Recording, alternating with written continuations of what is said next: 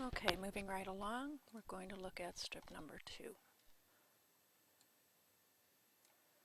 Okay, strip number 2 for practice in class, we have, appears to be a fairly regular rhythm. Seems that we have P waves, we have QRSs, so that's always a good thing. Okay, let's do some measurements here. And I'll blow it up for you. Okay, let's measure our PR interval. Okay, we want to start with the P wave right about here, begins right there, and our PR interval ends a little bit after that line. Let's try another one.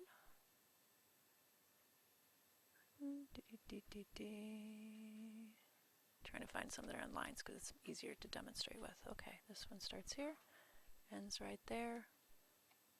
This one starts here, ends there. Okay. I've measured these previously and they work out to be approximately 0.22 in length.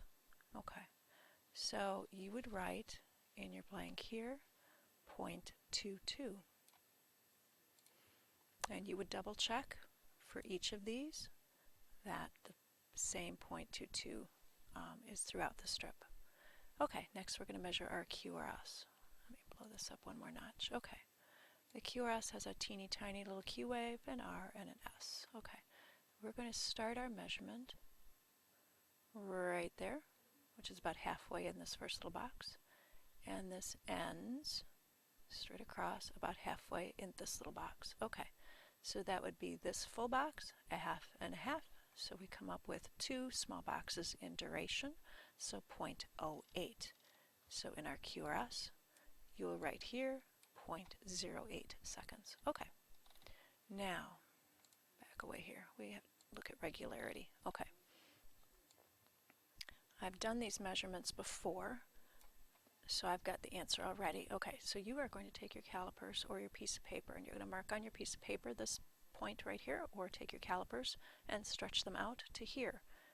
And with your calipers spread out like that, you can take that measurement of the calipers, hold it up anywhere on this strip, use these boxes and little boxes, and find out what that distance is. Okay, take your calipers and put the point again here, and go to here, and see if that's the same measurement, and go throughout the strip, checking if these R to R's are the same or not. Now it turns out with this guy, the first R to R is 21 little boxes across.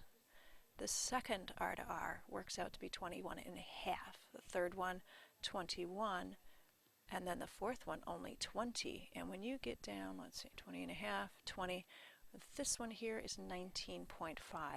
So he actually varies between 21 and a half little boxes to 19.5 little boxes. So that breaks our regularity rule, which says that a rhythm strip in the normal sinus range should not vary, should never vary more than 2 little boxes. Okay, and he's hit 2 boxes, so that's too much. Okay, so we're going to call him irregular. So right in here, irregular. Now, for heart rate with irregular people, we need to do 6-second strips. Okay, I have marked some 6-second sections on here. So here's 3 seconds from here to here, and 3 seconds from here to here. Okay, so we're going to mark that. So all we're going to do is count our waves, and I'll go ahead and count the first ones. This is 1, 2, 3, 4, 5, 6, 7, and 8. So that would be 80 for that end of the strip. And if we go to the other end, we're going to do this again. Here's a 6-second mark from here to here. Okay, and let's do that again.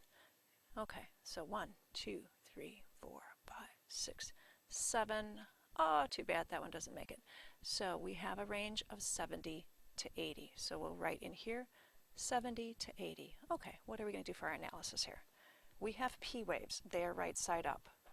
We have QRSs. The rhythm is a little bit irregular. The average of 70 and 80 is 75. That's within the sinus rhythm range. So we're going to write sinus rhythm, but irregular. So we're going to call it sinus arrhythmia, saying that this rhythm is coming from the sinus node, but that it is not regular. Okay. The other thing you might want to mark in this area is that the PR